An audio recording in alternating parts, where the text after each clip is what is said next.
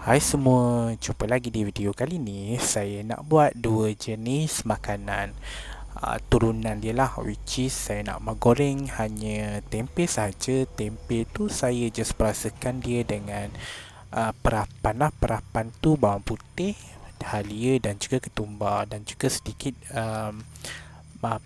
mushroom seasoning. So saya pakai tempe yang saya buat sendiri lah. Saya buat yang baru, saya buat dalam plastik lah semua. So inilah tempenya.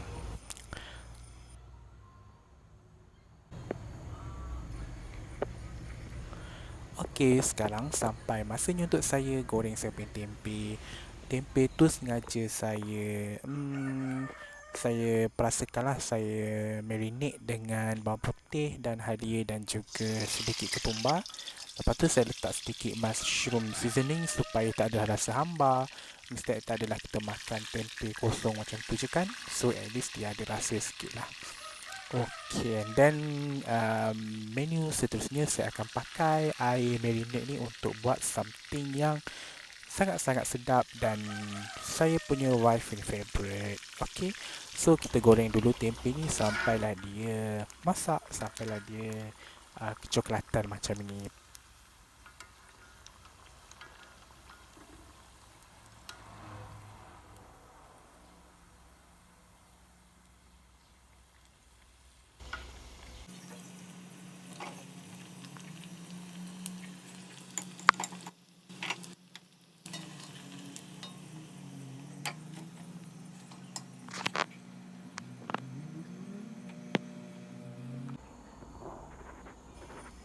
Menu pertama kita dah siap, which is tempe goreng marinate dengan bawang putih, halia dan juga ketumbar dan juga sedikit mushroom seasoning dan juga sisa-sisa yang marinate tadi tu kita boleh pakai untuk buat kita punya second recipe, which is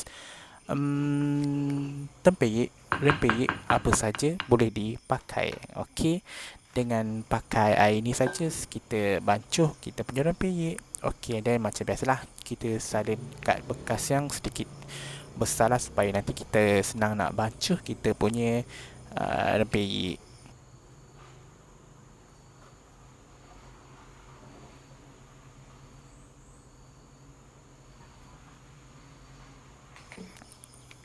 Okey, lepas tu kita akan masukkan telur. Yang ni saya pakai sisa baki telur yang saya buat goreng berkedil tempoh hari. So lepas tu saya akan masukkan tepung beras. Tepung beras ni ikut atas kepekatan yang kita nak lah.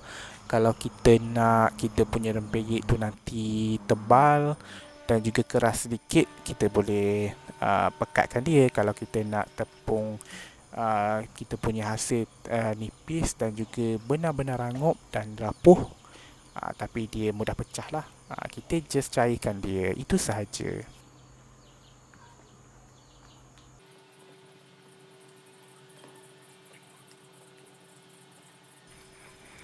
Saya buat rempeyek ni just saya punya resipi lah dan juga inspired by video-video dalam YouTube juga, mostly from Indonesian punya style. So yang ni saya letakkan sedikit air kapur untuk nak bagi dia crispy, nak bagi dia rapuh.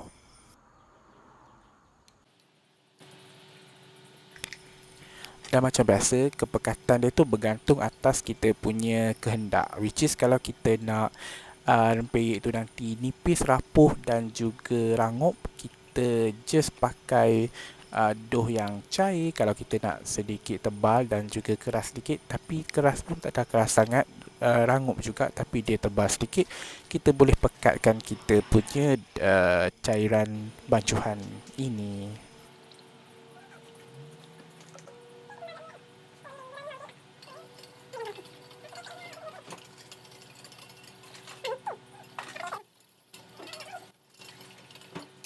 Kalau you stop lama letak ni kan Untuk flavor yang lagi terangkat, lagi sedap, saya akan pakai daun limau purut.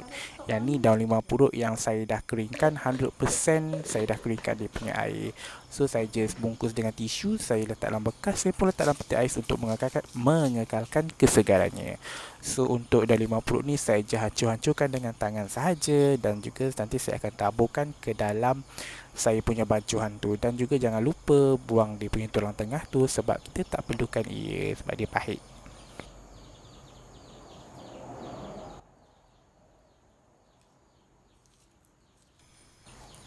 Untuk daun limau purut kering ni, kalau hancurkan dia tu tumbuk sikit ke tenyih-tenyih sikit ke, nak bagi dia makin halus pun makin okey. Kalau kita nak pakai daun fresh, pastikan daun tu kita kena hiris betul-betul halus supaya nanti bila kita goreng dia akan garing. Okey, saya akan masukkan sedikit saya punya kacang tanah. Kacang tanah ni saya dah masakkan dia. Saya dah gorengkan dia, goreng tanpa minyak lah, separuh masak ataupun masak full tapi dia tak hangit lah. Maknanya dia masak, asalkan dia masak lah, sebab nanti bila kita goreng ni kita nak pastikan kacang itu pun masak dan rangup. Kalau kita letak kacang mentah, nanti kacang kita tu still lagi lemau, so tak sedap lah kita punya rempeyek ni nanti. As I said, saya pakai Indonesian punya style lah. Bagi saya, style macam ni memang sangat senang, sangat praktikal daripada kita letak acuan yang ke atas besi tu dan kita celup lah tu. Memang tu bagi saya tak praktikal lah. Baik macam ni, senang je bagi yang tak ada peralatan. So, memandangkan saya punya kuali ni kecil, so muat dua je lah sekali buat. Dan untuk first kita goreng ni memang dia akan melekat sikit lah. Maknanya sila pakai kuali legend, which is kuali yang bergeluk macam ni lah, yang berkawah macam ni. Jangan kita pakai kuali nonstick ke kuali apa ke, memang tak jadilah. Dia akan menjadi bila kita pakai kuali yang macam ni, kuali yang sejenis macam ni. Dan pastikan minyak itu betul panas kalau kita pakai kuali baru supaya tak nak bagi dia melekat. Dan apabila kalau kita menggunakan kuali legend macam ni, tak perlu panas sangat pun tak apa, asalkan memang first time kalau kita pakai, maknanya kita tuang kita punya cairan tu ke atas kuali kita tu memang ada sedikit melekat lah. Dan apabila kita kali kedua, kali ketiga tu memang dia akan lurus sendiri tanpa kita perlu kikiskan dia supaya dia jatuh dalam minyak tu.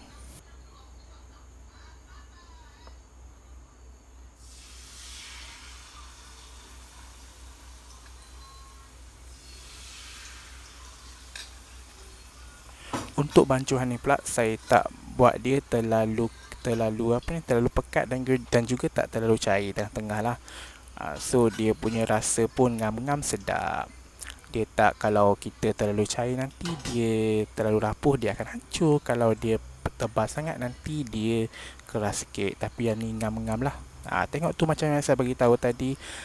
Yang kali kedua ni kita tak perlu kikis lah, dia akan jatuh. Tapi yang kat depan dia tu saya akan kikis juga sebab dia tak jadi jatuh. Tapi memang dia macam tu lah. Kalau kita gorengan kali ketiga, keempat tu memang dia automatik dia akan jatuh sendiri tanpa kita perlu korek-korek dia supaya dia jatuh dalam minyak.